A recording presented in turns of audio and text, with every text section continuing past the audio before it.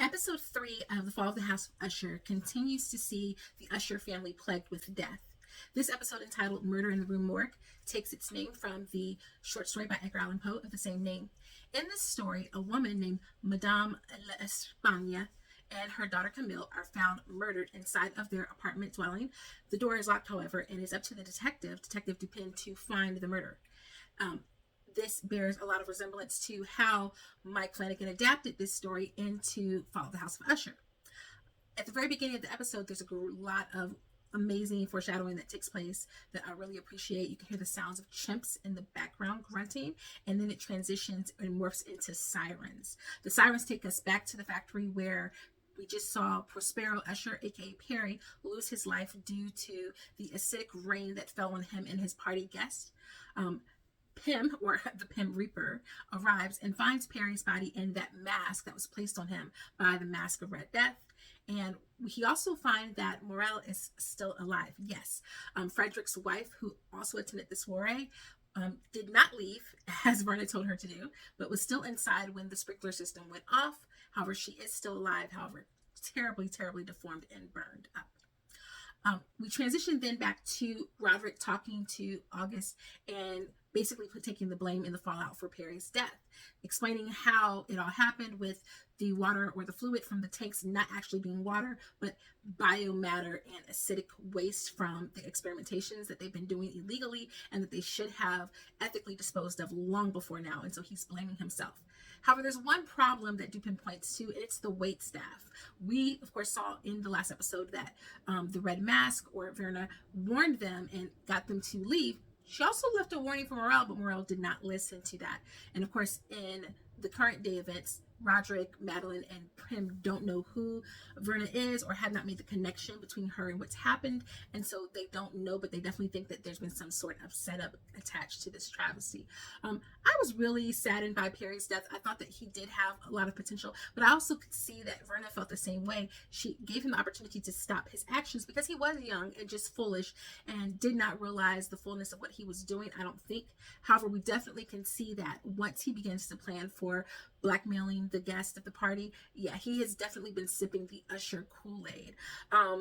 Frederick then arrives at the hospital to find that his wife was there at the party and has been horrifically burned from head to toe with little to no skin left on her body. It is one of the saddest things and also one of the scariest things that I've seen in the show thus far. As Roderick, Madeline, and Pym are beginning to debrief to deal with the fall off, it's kind of interesting because as much as Roderick was so adamant about keeping the gate open for his kids, he's not expressing any emotion. And it's such a contrast to the Roderick that we got to see in the flashbacks with him and Annabelle, how much love and devotion and care he seemed to have. We don't see that same sort of emotion. And it's definitely like he's lost some of his humanity in his quest for wealth and power.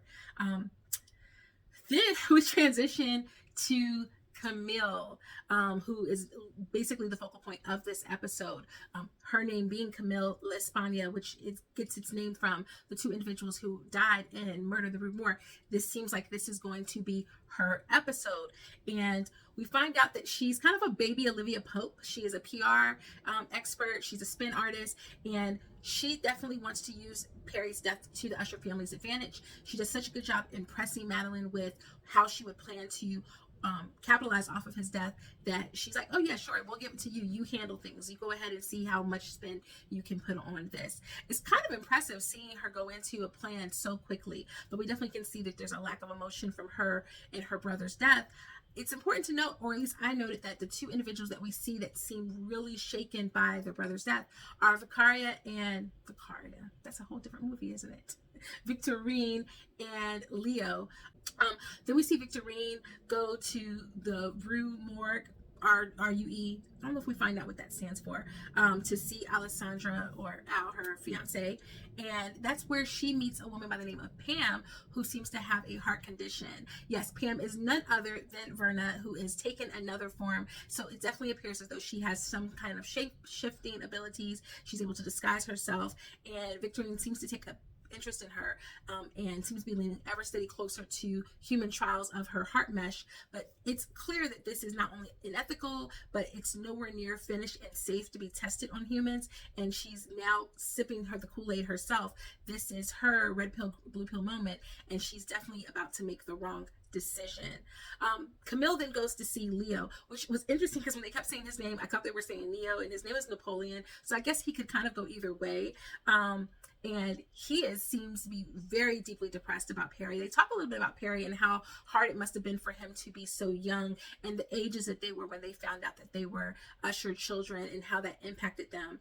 Ultimately, we find out that Leo, even though he has this popular YouTube and Twitch fan base, and he's known as the Prince of Gaming, that he is addicted to drugs, and he has a really hard time kind of dealing with his emotions. His boyfriend, by the way, is the perfect catch, and he definitely should not, despite what Camille says, take him around the family, lest he fall prey to whatever sort of curse is upon them. They take a little drugs together, but then Camille leaves. His friends come, and we hear the drug Monty. This drug was referenced and found to be in Perry's system when he died. Who pops up in this current day sit down between Dupin and Roderick, none other than the ghost of Camille, just to give her dad a good old little ghostly massage. That was actually quite the jump scare for me. I don't know why, but every time she popped up on screen, I was not ready for it at all, and was very interested to figure out how she was going to meet her doom. Then we flash back to Roderick at Fortunato trying to convince the exec to give him a chance, who he's now stolen the Ligadone property, and by purchasing the chemist out from under him. Right around this time is when we hear the reference that Perry said, which was, when life gives you lemon. Dupin tries to guess the ending, make lemonade, and he goes on one of the best monologues in this show. And if he, meaning Bruce Campbell, gets a nomination for an Emmy from the show, this is the reason why. Go back and look at how amazing this monologue is. Disturbing, yes, because he's showing us the mentality of somebody who is a billionaire, who steals for a living. Essentially, they're not making anything. They're capitalizing and monetizing off of the hard work and efforts of others. And he lays out the game plan for how he would do that using lemons. It is astoundingly brilliant and horrifying at the same time, because it echoes as true. Jump back into the present, and Leo wakes up from his drug-induced coma, but he's got blood all over him. As he goes to investigate to make sure that he didn't, like, in a drunken stupor, kill his boyfriend, he finds out that no, he did not kill his boyfriend. He killed his boyfriend's cat, Pluto. Nerd break right here, because the Raven and Pluto have a deep connection. In the Raven, the unnamed narrator talks about Plutonian's shore, and of course Pluto, think of Pluto, you think of Hades. Plutonian shore is the river Styx that leads its way into Hades, or the underworld. So we could look at the cat Pluto as a harbinger for death. Very famously, Edgar Allan Poe has another work entitled The Black Cat, but we'll talk about that later. He has to then clean up the evidence that he has killed his boyfriend's cat. We then go to Victorine, who sets up plans to have her fiance run human trials, unbeknownst to her, on this poor woman by the name of Pam, who we know of as Verna, the shape-shifting Raven. And if you didn't figure out that from the first two videos, I'm so sorry, but spoilers. And then we go back to Camille, who is really in need of a little TLC, and she gets condolences along the way from Toby and Tina, but at this point Toby and Tina arrive and they have other news to share. They have become a couple, and they no longer want to engage in intimate pastimes with Camille, but that is not on her schedule or her game plan, and so she fires them very quickly. We also find out that Tina's name is not Tina, but it's Beth. This poor girl has been called Tina because it amuses Camille. She's basically treating her as her own little living doll, and we see that this kind of represents, like, again, her disassociation with, like, humanity and treating people as people. They're just her little playthings to shuffle around. Another interesting moment, we've been getting little pockets and little glimpses of all of the kids and with their trauma, with their thing is, and with Tamerlane and Bill, we find out more about them and their use of escorts and ladies of the night as stand-in for her. doppelgangers for her so that she does not have to engage in intimate pastimes with her husband, but she also can get off on it by being a voyeur to them. And so Candy arrives. Candy looks shockingly familiar, doesn't she? Because it is Verna, again, in another form, but girl is working at this time, and she is really tapping into Bill's psyche, really showing the humanity that perhaps Tamerlane does not possess. Now, Tamerlane and Bill are interesting characters because Bill is a play on William Wilson, if I'm not mistaken, and that character comes from a story in which he encounters a doppelganger of his own. It seems as though now, instead of Bill having a doppelganger, Tamerlane gets the doppelganger instead. That story is very interesting. I'll talk about that more later because I'm sure it will play into Tamerlane's storyline. And then finally, Camille, who has been hunting down evidence or trying to find evidence of Victorine possibly being the informant, which is like, yo, what is the real deal for why she has like such a hatred for her sister? She goes to the Rue to investigate because the last information that she received from Toby was that Victorine possibly was torturing these chimps for the scientific experimentation and killing them, but instead of claiming that those animals died, somehow the livestock animals were the ones that were dead, and she's been disposing of the bodies. She's going to get more information so that she can have some juicy evidence against her sister. And as she goes there, she gets stopped by the guard, who looks familiar yet again, because here it is, our shape-shifting Verna, and she goes to collect evidence against Victorine. Verna comes in and begins to question her about the same questions we have, like, why does she want to go so hard for her sister? What is the problem? And Verna speculates that the reason that she has such a hatred for Victorine is because Victorine is the closest of the ushers who actually makes something. Earlier in the episode, Camille and Napoleon have this interesting conversation where she talks about the ushers not making anything. Again, that's echoed with Roderick and the Lemon storyline. And then here we hear it again, 3 times the charm, with Verna basically talking about the idea of you're not contributing anything. You've fallen victim to the usher mentality, and you want people to like and respect you, but Victorine is the one who actually gets their liking and their respect because she still has a little bit of her humanity left somewhere in her, but then also she is the closest person to kind of be actually creating something, not just solely stealing it for herself, but she is falling victim very, very soon to the dark side within her. Just like with Perry, Verna gives Camille a chance to turn back before things go too far, and she does not take it.